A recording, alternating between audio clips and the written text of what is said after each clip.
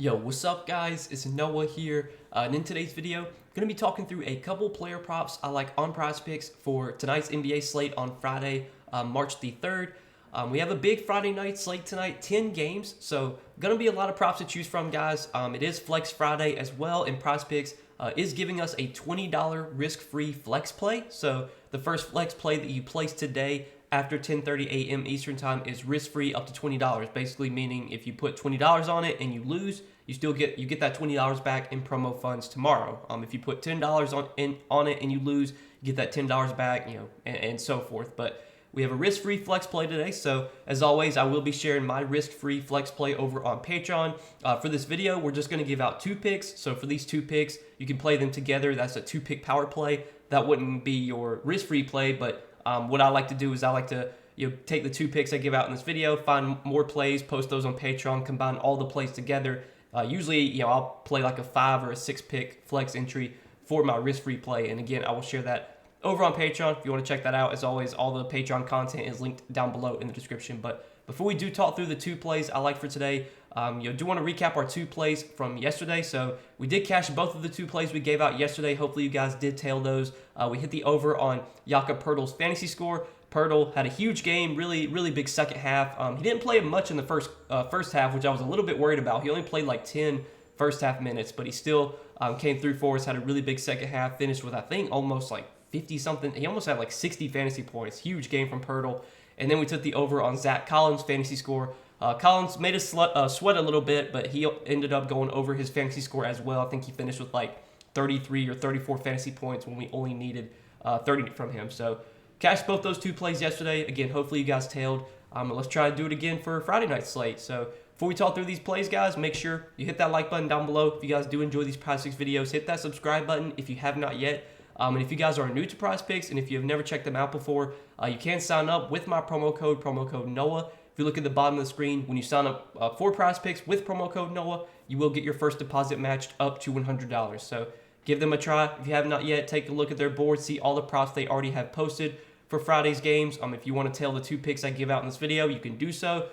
You will be, even if you're like a new user, you will get a risk-free flex play today. So that's another reason, another incentive to sign up for Prizepicks. Take advantage of that $20 risk-free flex play that for Flex Friday, which again is a promo that Prizepicks runs every Friday. And I think they're going to continue to do it every Friday. I thought they were going to stop after the NFL season, but it looks like they're going to continue to run the risk-free promo or whatever promo they run every Friday. So yeah, get over to Prizepicks, guys. Use that promo code Noah when you sign up and get your first deposit matched up to $100. But let's do it, man. Let's talk through these 2 picks for Friday night slate. First play I like is going to be a fantasy score prop, and then we have a rebound prop I like for today. So we'll start off in the fantasy score category, and I want to talk about Clint Capella. His fantasy score line, it sits at 31.5, and this is an over that I like for Clint Capella. So last game we saw Clint Capella have a huge game against Washington, put up 50.5 fantasy points. He played 35 minutes in that game. Now, I was looking through the rotations and I was looking through the the game flow and seeing how the game went. So Capella did get some extra minutes because Onyeka Okongwu got in foul trouble. If you look at the game flow last game, Okongwu picked up 3 fouls like in the span of like 2 minutes. Okongwu picked up 3 fouls in the second half. So he picked up his 3rd foul with 4 minutes left in the 3rd quarter. Picked up his 4th foul with 3 minutes left, and then like 15 seconds later, he picked up his 5th foul. So after Okongwu picked up his 5th foul, Capella subbed back in. He got some extra minutes in the 4th quarter because of that. But if you look at his first half rotation, Okongwu was not in foul trouble in the first half. Okongwu had 2 fouls in the first half, and they were in the 2nd quarter. So it's not like he picked up early fouls and then got subbed out or anything. Capella played about 15 minutes in the first half last game, so he was on pace to play about 30 minutes. Obviously, got a few extra minutes because of Okongwu getting in foul trouble. But I think with Quinn Snyder as the head coach now, obviously, whoever, I think Nate McMillan, he got fired, or not fired, but let go.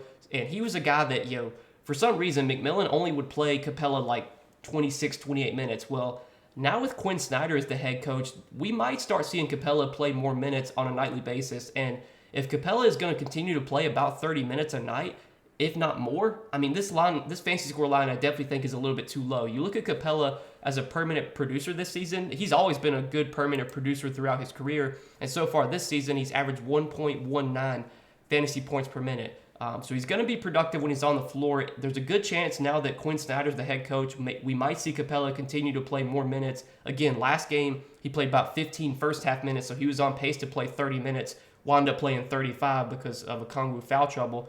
But if we're getting 30 minutes from Capella, I like his chances of going over 31.5 fantasy score, and especially in this matchup against Portland, really, really good spot here. The Blazers, without Yusuf Nurkic, have been a very fantasy-friendly matchup for centers. You look at Portland this season in terms of fantasy points allowed to the center position. They're giving up the fourth most fantasy points to centers this season. They're giving up the most points to centers, and then rebounds. I think they've been kind of like middle of the pack in rebounds, but it's been a really good matchup for centers going up against the Blazers. Whether it's like, whether they put Trenton Watford on him, whether they put Drew Eubanks on him, it doesn't really matter. I think Capella's gonna have a mismatch here, and these teams have already played once this season, and I think it was when Nurkic was playing then. Can't remember honestly, but looking through Capella's game log, the last time they played Portland was on January 30th. Let me see if Nurkic played that game. I want to say that he did. Nurkic did play that game. So that was with Nurkic playing, and Capella had a really good game, went over this fantasy score. He had 32.5 fantasy points in 28 minutes, had 10 points, 15 rebounds, and 3 assists. Didn't have any blocks or steals, and that's something that Capella is usually pretty good at. He's usually pretty good at getting defensive stats. If you do fantasy score props on Prizepicks, the defensive stats are huge. Getting 3 points for every block and steal, those can add up really quick. And Capella has had at least one block or steal in like 7 straight games. So we can usually rely on him or count on him getting at least like 1 or 2 blocks, maybe a steal or 2. He's always going to be around the basket grabbing rebounds. He's can get putbacks. He's not really going to get many assists, but we know the points and rebounds should be there. The defensive stats should definitely be there. Usually he's not much of a high turnover guy. At most, he's going to have just a couple turnovers, again, at most. And I think the matchup is really good. It's been a good matchup for centers facing the Blazers, and without Nurkic, I think the Blazers are definitely going to be like undersized here. And Atlanta, usually we don't have to worry about Atlanta playing small. For the most part, if this game's competitive, we can expect about 30 minutes from Capella, and maybe more now that they have a new coach. And you look at this game environment, it looks like one of the best game environments on the slate. This game does have the highest total on the slate out of all the 10 games today. 240.5 total here between the Blazers and the Hawks. Hawks are favored by 7.5. Maybe this game has a little bit of blowout risk, but I don't think so. I think this one should be competitive. If it is, really like Capella's chances of going over 31.5 fantasy score. So that is the first play that I like for today. And then the next play I like, again, it's a rebound prop. Walker Kessler, like his rebound prop today. It sits at 11.5 on Prizepicks. I like the over here for Walker Kessler. We've seen Kessler go over this rebound prop now in 4 out of his last 5 games. I think actually he might be over it in 5 straight because that game on February 17th, I think that was like the Rising Stars game or whatever. Obviously, don't want to look at that game.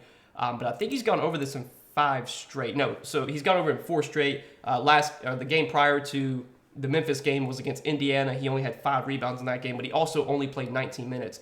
But the last 6 games for Walker Kessler, he has had at least 12 rebounds in 5 out of 6 games. And again, the game, he didn't have 12 rebounds. He had just 5, but that was also a game where he got in foul trouble and lost minutes. He only played 19 minutes. Besides the game against Indiana, this is Kessler's minutes like over his last 8 games.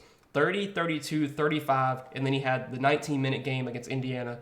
32, 37, 27, and 32. So Kessler's been playing 30-plus minutes a night. And it seems like right now they're going to continue to give him pretty good minutes. This Utah team, they don't really have like a ton of bench depth, so they're really leaning heavily on their starters right now. And I think we can continue to expect about 30 minutes a night from Walker Kessler. It is a really, really good rebounding matchup against OKC. We saw these two teams play about a week ago, and Kessler had a big game, at least rebounding-wise. He had 18 rebounds in that game against OKC.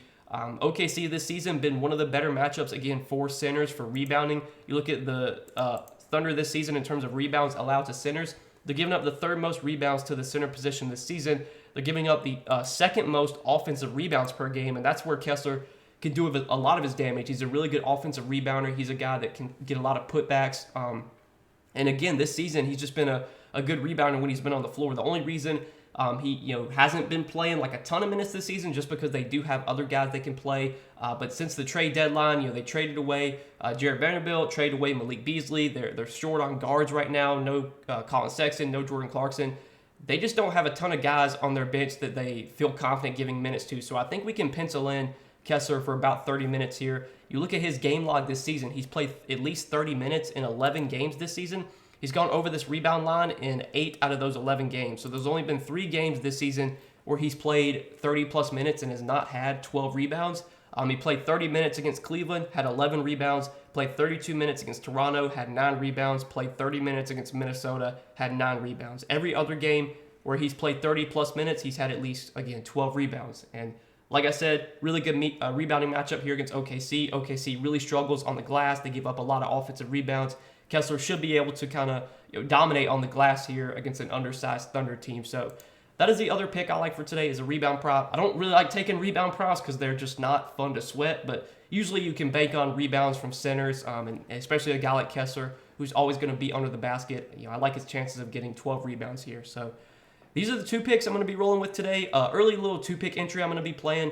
Going to be running this as like a 2-pick power play, but I will be sharing my $20 risk-free flex play over on Patreon. I'll be giving out probably at least 3, 4, maybe 5 more picks over on Patreon today. And if you want access to those, you want access to my risk-free play, I will post that on Patreon. And if you want to check that out, it's linked down below in the description.